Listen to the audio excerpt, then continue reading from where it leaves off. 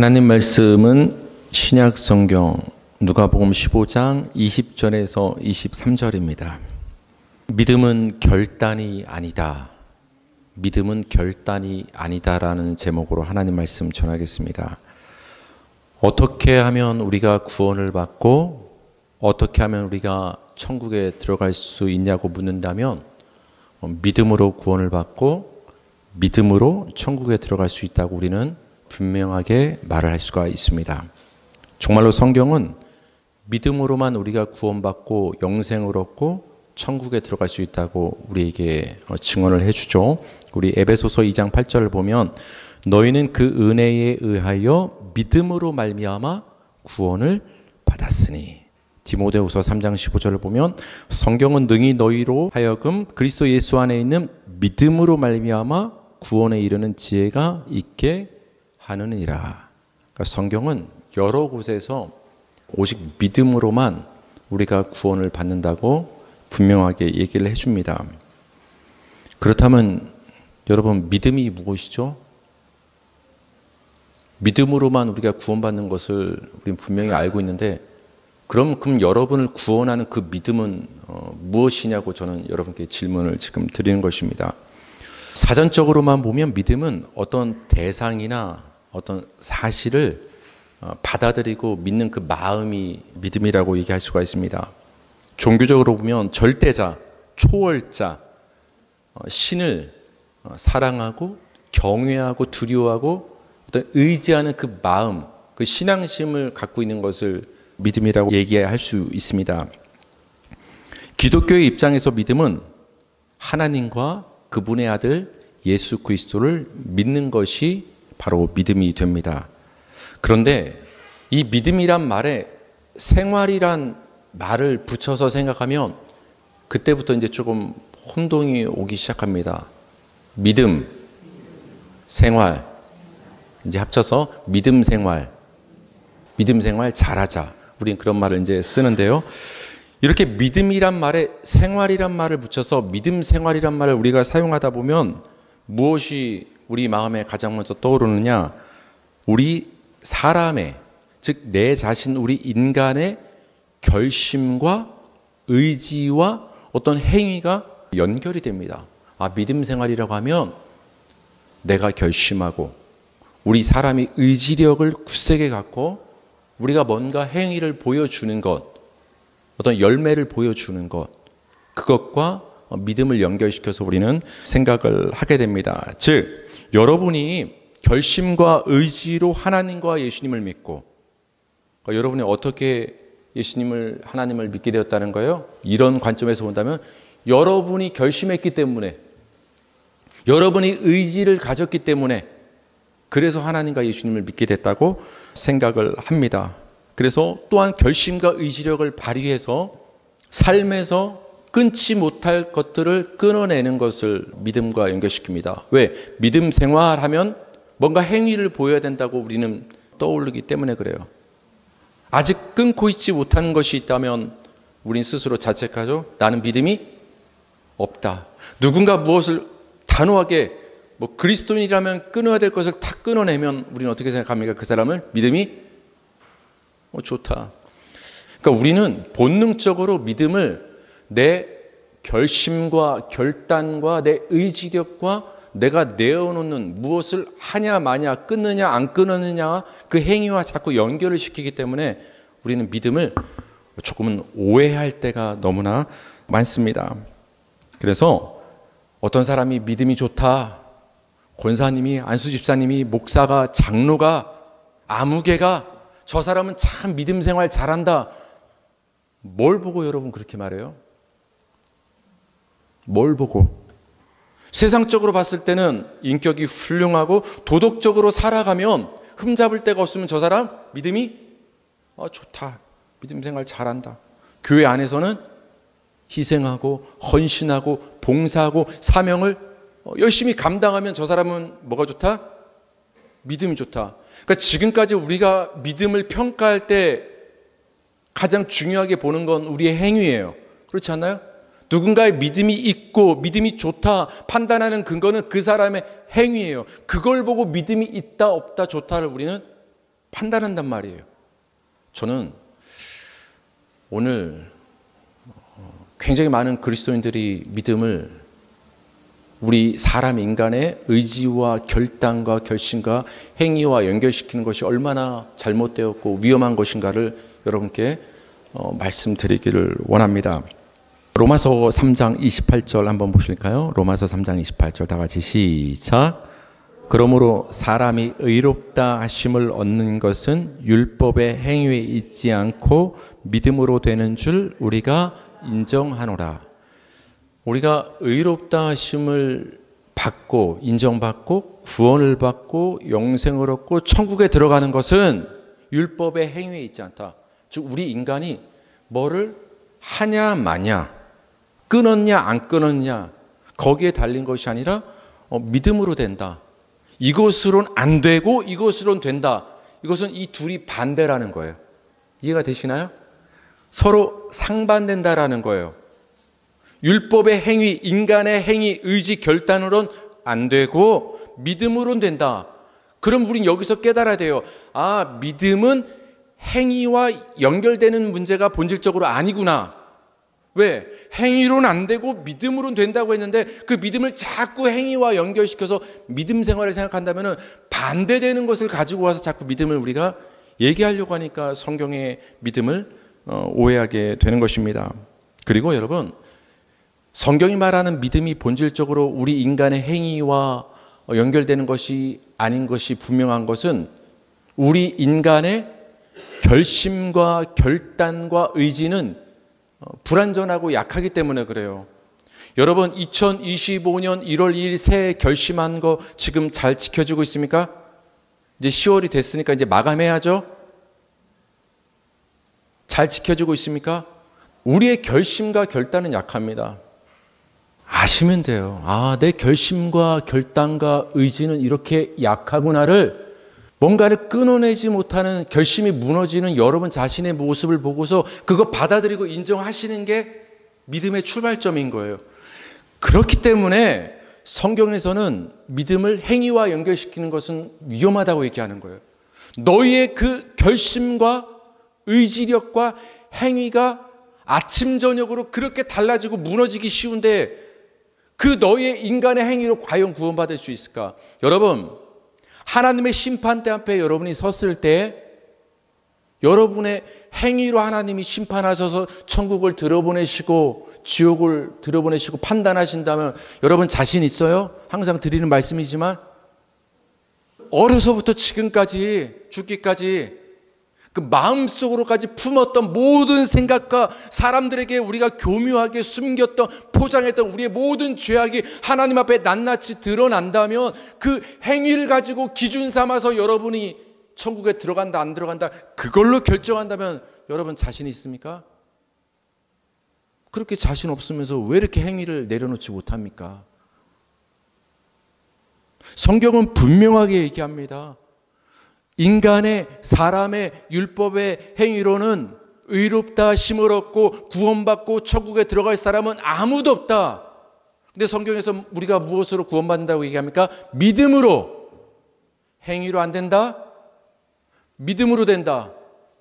어떻게 반대되는 것을 자꾸 연결시켜서 생각을 하는 모순을 우리는 저지르고 있다는 것입니다.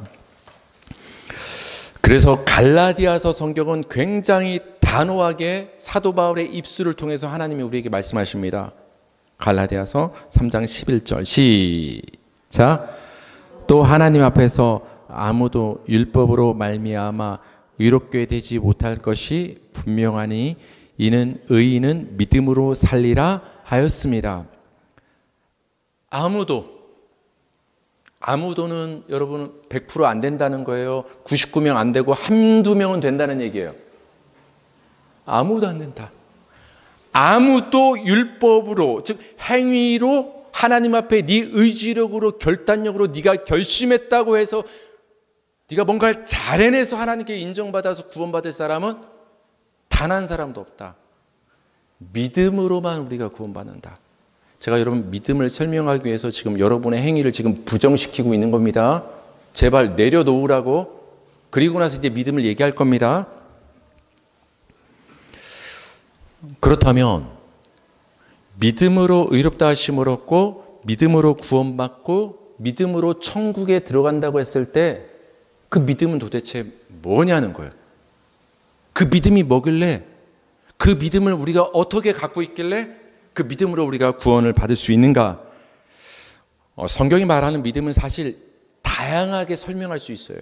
다양하게. 하지만 오늘 성경 본문이 되는 탕자 비유 이야기를 보면은 믿음은 이런 거다. 믿음은 이런 의미가 있다라는 것을 우리에게 굉장히 잘 얘기를 해줍니다. 누가복음 15장 20절에서 23절 시작. 이에 일어나서 아버지께로 돌아가니라. 아직도 거리가 먼데 아버지가 그를 보고 측은히 여겨 달려가 목을 안고 입을 맞추니 아들이 이르되 아버지 내가 하늘과 아버지께 죄를 지었사오니 지금부터는 아버지의 아들이라 일컬음을 감당하지 못하겠나이다 하나 아버지는 종들에게 이르되 제일 좋은 옷을 내어다가 입히고 손에 가락지를 끼우고 발에 신을 신기라. 그리고 살진 송아지를 끌어다가 잡으라. 우리가 먹고 즐기자. 집 나갔던 둘째 아들 탕자가 동네 어귀에 들어섭니다. 누가 알아봤죠?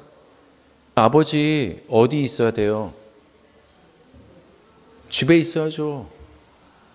집 안에 있으면은 동네 어귀에 들어서는 아들 못 봐요. 근데 봤네요? 우연일까요? 어떻게 된 일일까요? 매일 기다린 거예요. 매일. 집 나간데 둘째 아들이 돌아오는 거예요. 매일 기다리는데 어느 날 돌아오는 거예요. 근데 그 탕자가 수년간 허랑방탕하면서 돈 다 날리고 흉년을 만나서 돼지 우리에서 지내다 보니까 여러분 몰골이 어떻게 됐을까요? 옷이 다 찢어지고 헐벗고 머리는 어떻게 됐을까요? 뭐 잘 모르겠지만 뭐 예수님처럼 멋있게 이렇게 장발이면 모르는데 어떻게 됐을까요? 막 그냥 또 늙었겠죠? 고생했으니까 멀리서. 그럼 세월이 흘렀으니까 아버지는 나이가 들었을까 안 들었을까요? 들었죠.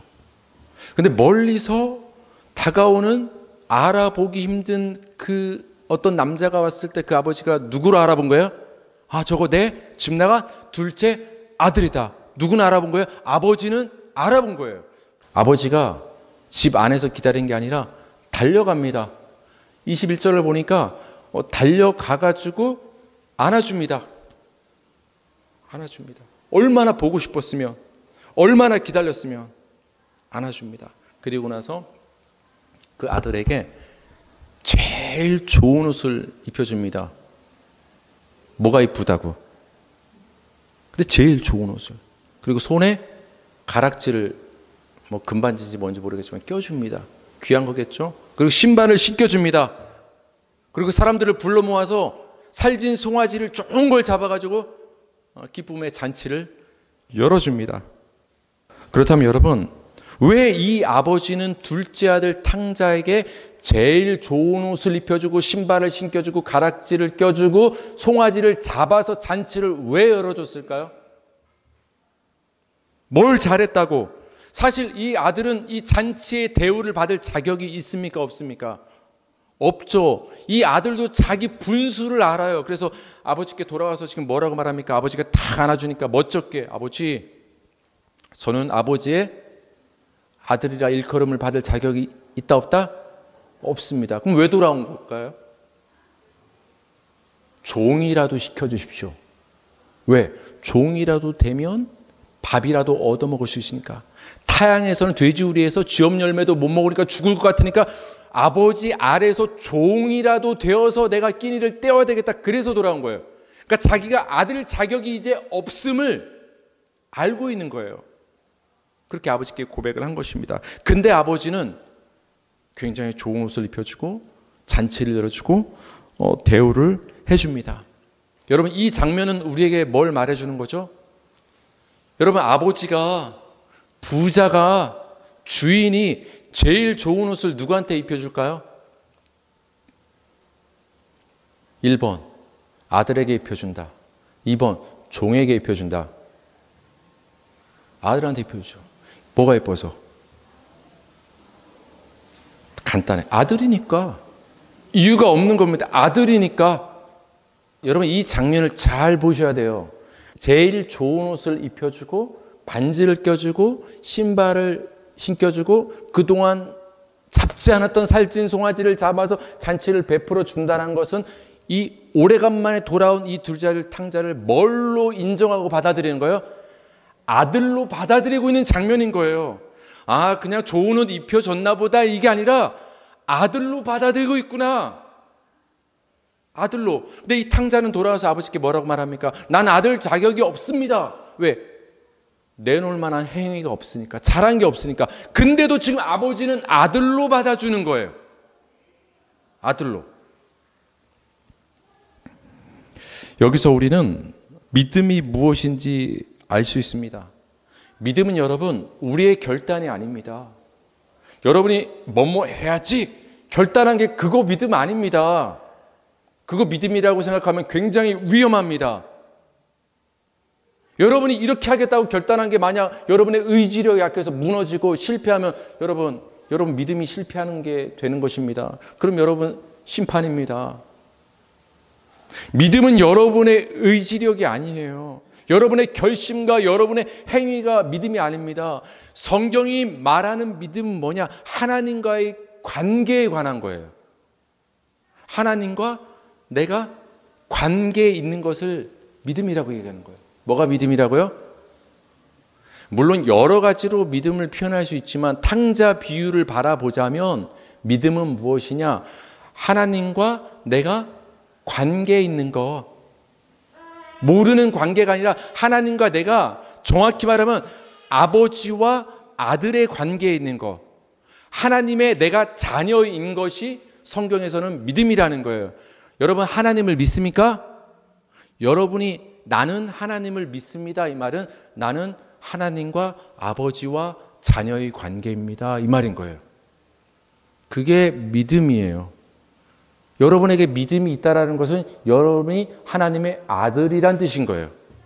믿음은 절대 여러분의 행위와 결단과 의지와 결심이 아님을 여러분 아셔야 됩니다. 믿음은 관계예요. 관계. 하나님이 우리에게 허락하시고 베푸신 아버지와 아들의 관계.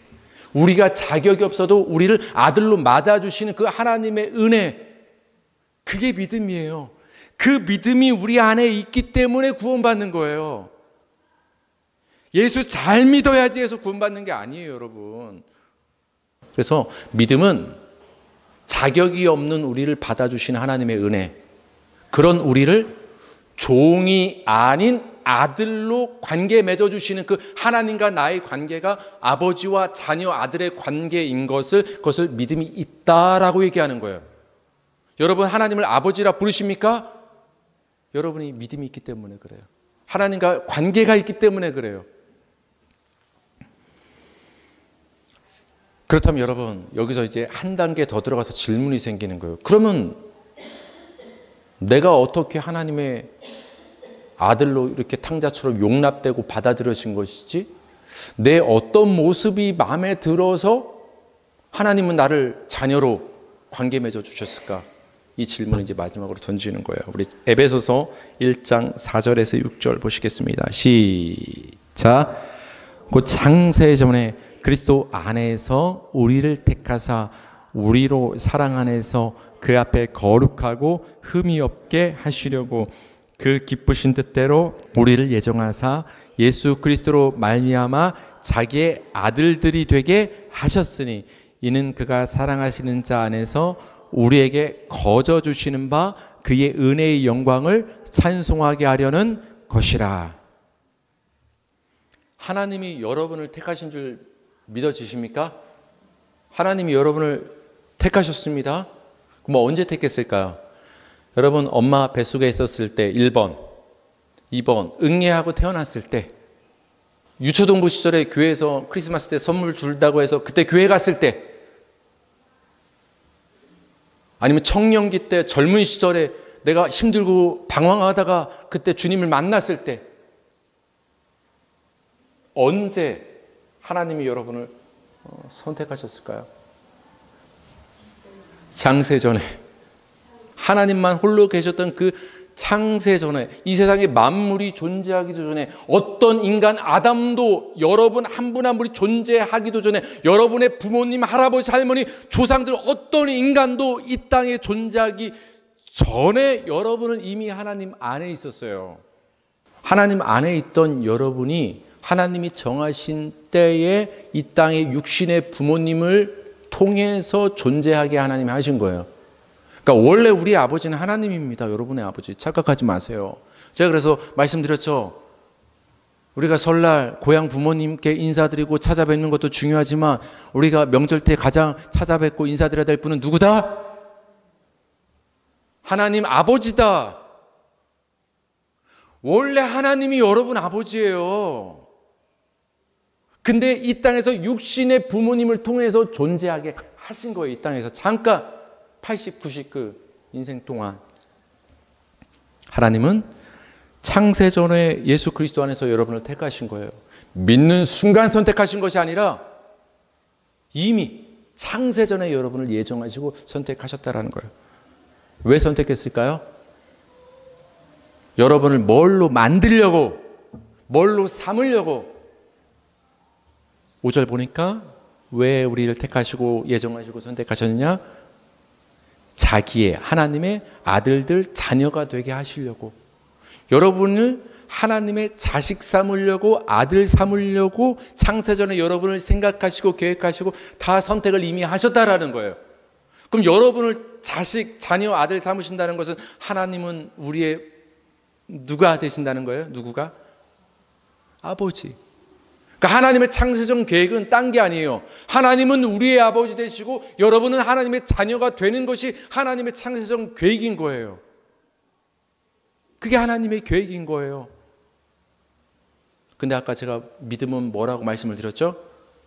믿음은 하나님과 내가 무슨 관계에 있는 것이 믿음이다? 아버지와 아들의 관계.